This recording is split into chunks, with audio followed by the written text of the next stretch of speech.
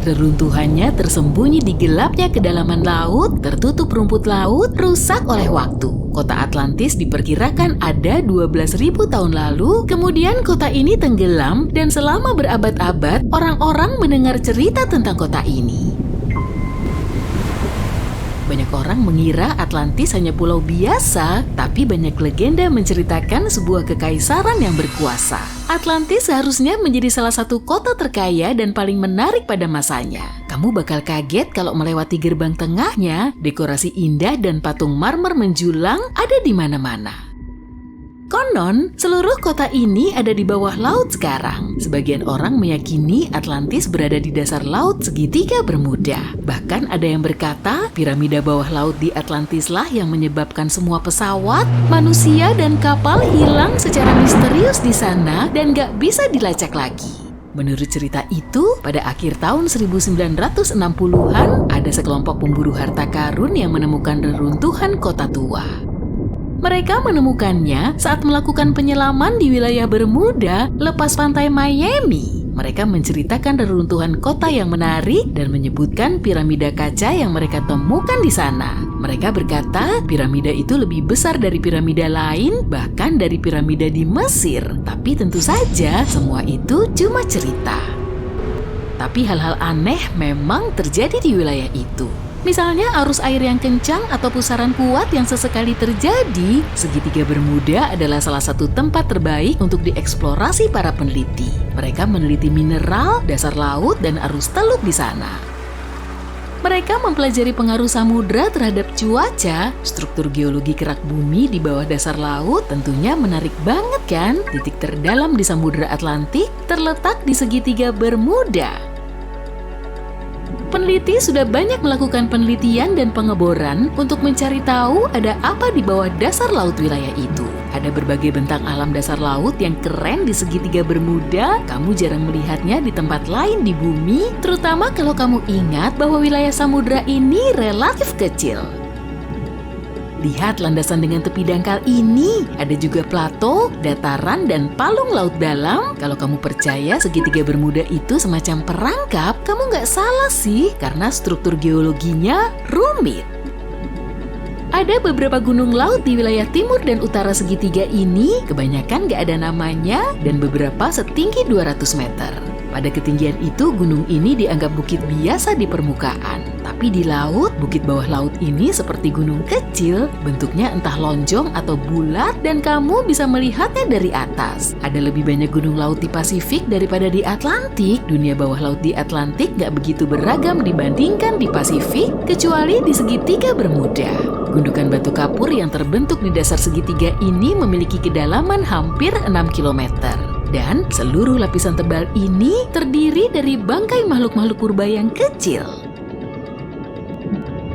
Pada tahun 2019, sekelompok ahli geologi menerbitkan artikel yang menyatakan bahwa segitiga ini terbentuk akibat aktivitas vulkanis yang kuat. Selama bertahun-tahun, orang-orang meyakini gunung berapi purba yang sudah lama punah membawa kepulauan Bermuda dari dasar laut. Jadi menurut sebuah teori, kepulauan Bermuda terbentuk karena disrupsi dalam aliran magma. Potongan lempeng purba yang sudah masuk mantel muncul ke permukaan, lalu tercampur. Seperti itulah pembentukan banyaknya gunung berapi di laut. Dari pengetahuan ini, penulis fiksi ilmiah membiarkan imajinasi mereka liar. Mereka menceritakan makhluk seram dan kota atau pulau mistis yang tersembunyi di bawah semua lapisan itu.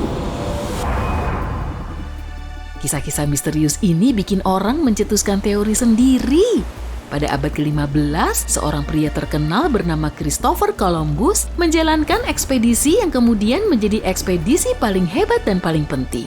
Dia salah satu orang pertama yang menceritakan wilayah misterius yang kemudian disebut segitiga Bermuda.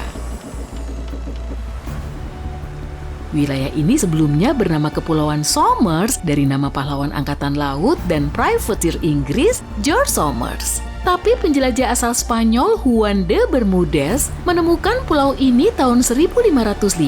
Maka wilayah ini terkenal dengan namanya sekarang. Jadi Columbus menyebutkan pemandangan yang cukup aneh di wilayah ini, mulai dari cahaya mirip lilin yang naik turun di kejauhan, dan dia langsung memberitahu awak kapalnya, serta meminta mereka melihat cahaya yang terus muncul dan hilang itu. Dia menceritakan bintang yang sepertinya bergerak di langit, jarum kompas mereka juga terus bergerak, tapi hal paling aneh yang dia katakan adalah dia melihat benda berkilau yang keluar dari laut dan melesat ke langit.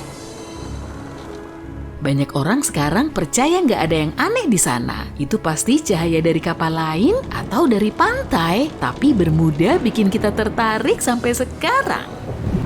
Di wilayah berbentuk segitiga ini, kapal-kapal menghilang tanpa jejak. Kadang kapal itu muncul lagi, tapi kosong dan tanpa satu orang pun.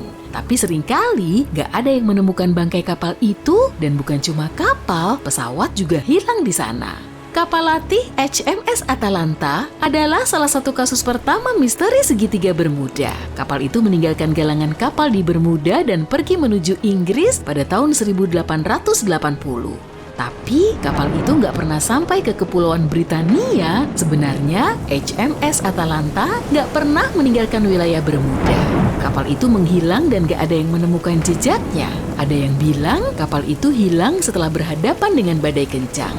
Dan para awak mungkin nggak punya cukup pengalaman menghadapi situasi itu.